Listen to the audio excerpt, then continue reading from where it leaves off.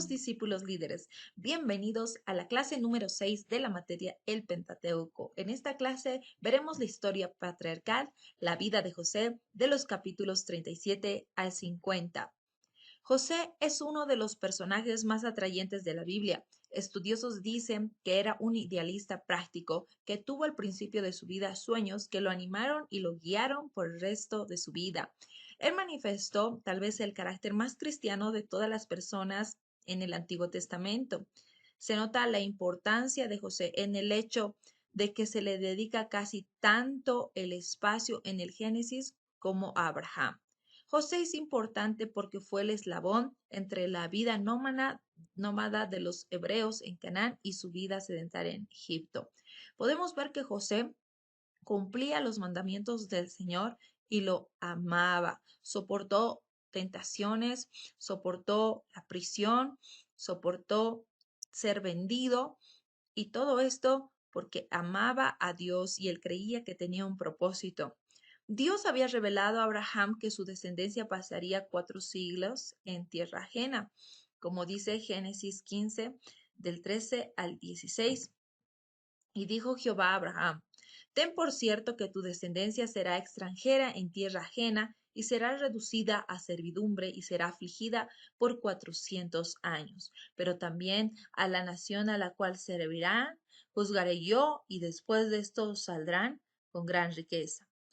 La paciencia de Dios esperaría hasta que la maldad del amorreo llegara a su colmo antes de destruirlo y entregar Canaán a los hebreos. Vamos a ver ahora el nacimiento y la juventud de José. En Génesis 30, 22 al 24 nos dice: Y se acordó Dios de Raquel y la oyó Dios y le abrió su matriz.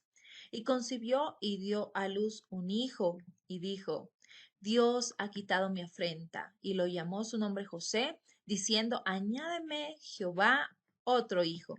En Génesis 37, 5 al 7, y soñó José un sueño, y lo contó a sus hermanos, y ellos llegaron a aborrecerle más. Y él les dijo: Oíd ahora este sueño que he soñado. He aquí que atábamos manojos en medio del campo, y he aquí que mi manojo se levantaba y estaba derecho, y he aquí que vuestros manojos estaban alrededor y se inclinaban a mí, al mío. Entonces vemos que los hermanos de José planean venderlo y él es vendido por sus hermanos y ellos tenían envidia. Sus hermanos lo odiaban por varios motivos. Primero, José comunicó a su padre lo mal que se hablaba de sus hermanos. A los 17 años fue enviado a sus hermanos para aprender a pastorear ovejas, y la irreverencia y la baja moralidad de ellos lo escandalizaban. Los hijos mayores de Jacob habían cedido a ciertas prácticas paganas, ¿no? Es un hecho que se ve en la conducta de Judá, que se relata en el capítulo 38 del Génesis.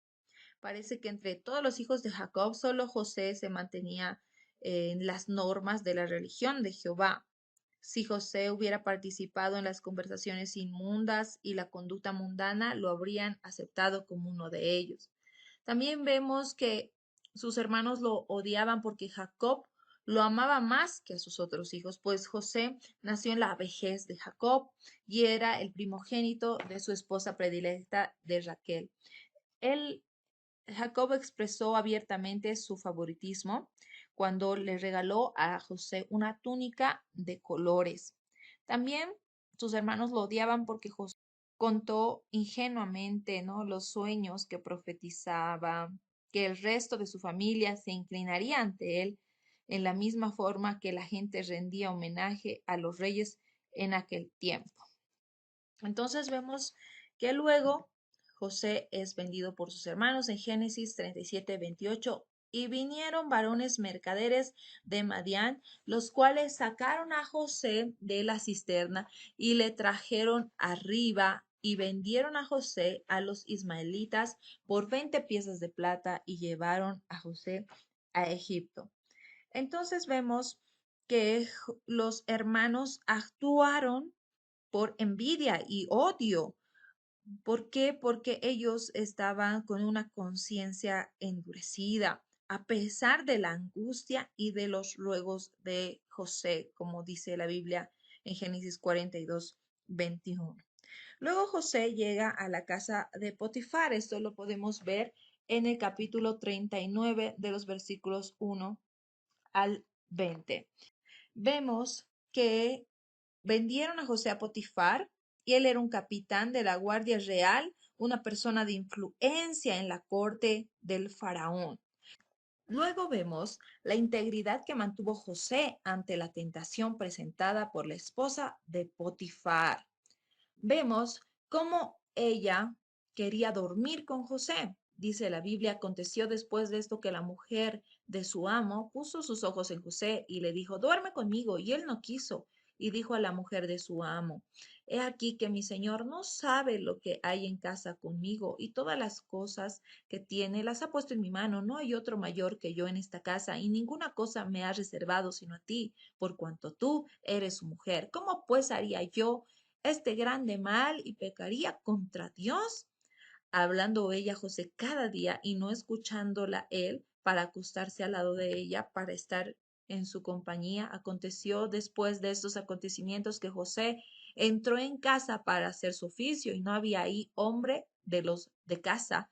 Y ella le asió por su ropa, diciendo, duerme conmigo. Entonces él dejó su ropa en mano de ella y huyó y salió. José se mantuvo íntegro, porque él decía, ¿cómo pues haré yo este grande mal y voy a pecar contra Dios? Él consideró este pecado como inmoral, un acto malo, que era un pecado contra su amo, contra la señora, contra el cuerpo mismo de José y sobre todo era un pecado contra Dios. Entonces vemos que la esposa de Potifar lo acusa de intento de violación.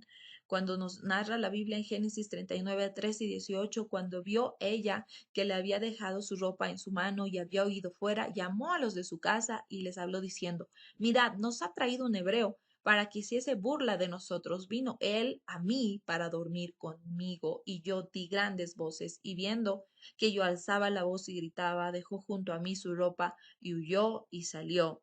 Ella puso junto a sí la ropa de José hasta que su señor volvió a casa. Entonces le habló lo mismo que le había dicho, diciendo, el siervo hebreo que nos trajiste vino a mí para deshonrarme. Y cuando yo alcé mi voz y grité, él dejó su ropa junto a mí y huyó fuera. Vemos esta acusación falsa y vemos también que Potifar había dudado de la verdad de esta acusación. ¿Por qué? Porque él no le dio la pena que merecía esta acusación, que era la muerte, sino que Potifar le impuso a José la pena más leve posible para tales circunstancias. Entonces José es enviado a la cárcel, como dice la Biblia en Génesis 39, 20, y tomó su amo a José y lo puso en la cárcel, donde estaban los presos del rey, y estuvo ahí en la cárcel. Luego vemos que habían sueños que atormentaban a Faraón. Entonces José fue llevado donde el faraón para interpretar estos sueños, como nos dice en Génesis 41, 15, 16. Y dijo Faraón a José, yo he tenido un sueño y no hay quien lo interprete, mas he oído decir de ti que oyes sueños para interpretarlos. Respondió José a Faraón diciendo, no está en mí. Dios dará respuesta de paz a Faraón. Entonces José, de esta manera, llega a ser primer ministro al contar 30 años de edad y después de 13 años de disciplina y preparación, Dios permitió que José llegara al lugar donde podía honrarlo.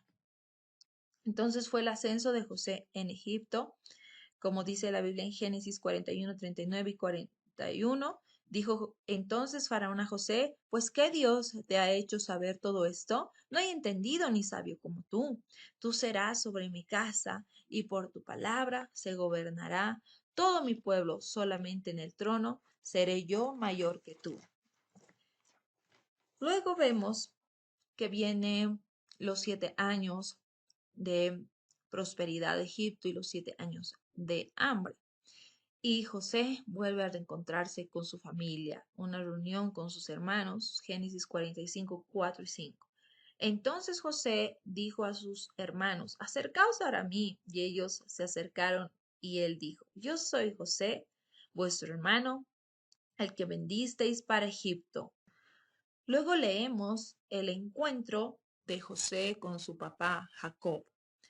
Entonces, dice la Biblia, y se presentó José a su padre y se echó sobre su cuello y lloró sobre su cuello largamente. Este encuentro es un momento conmovedor en la historia de José y de su familia, ya que marca la reunión de un padre y su hijo después de muchos años de separación y también de angustia. Jacob pensó que su hijo había muerto, pero finalmente se reencontró con él en Egipto.